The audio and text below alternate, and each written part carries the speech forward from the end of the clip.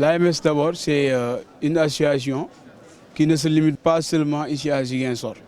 Donc c'est une association qui a un bureau national, mais également qui a aussi des bases, à savoir dans les différentes universités du Sénégal, mais aussi dans les écoles. C'est à ce propos, quand on prend le contexte donc, de la SICUS, c'est-à-dire la section universitaire de Ziguinchor, je suis l'actuel responsable chargé de l'action citoyenne. Maintenant, aujourd'hui, on est dans le cadre donc, des 48 heures, nos journées de portes ouvertes. Dans le comité donc, préparatoire de ces activités, je suis le président.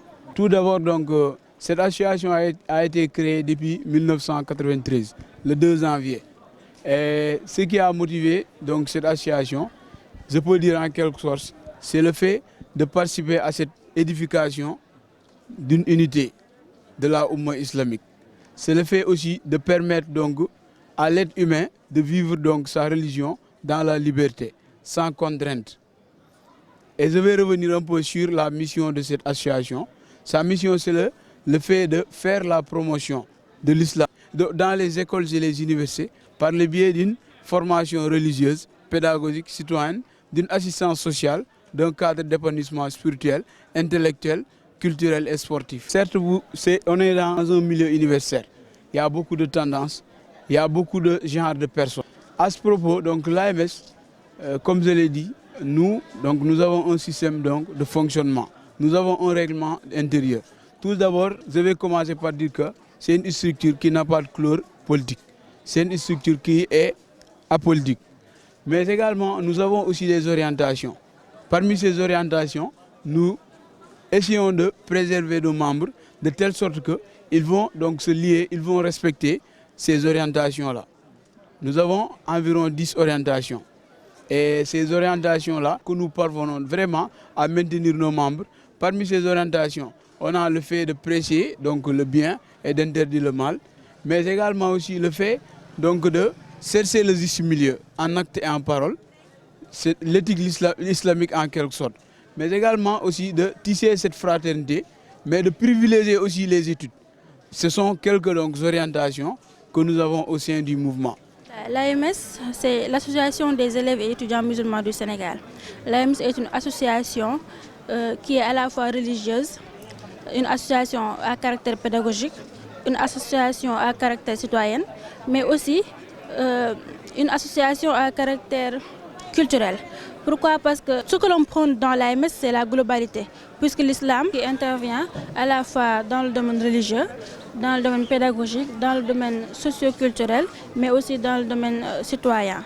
Bon, c'est une association qui prône vraiment la globalité de l'islam. C'est pourquoi cette diversité de domaines d'action. Nous sommes là aujourd'hui dans le cadre de nos 48 heures, qu'on appelle le plus souvent les journées portes ouvertes. Donc cette année, on a décidé d'introduire une nouvelle activité pour un peu innover, c'est-à-dire la foire, comme vous l'avez vu, c'est une foire à la fois culinaire, mais aussi commerciale.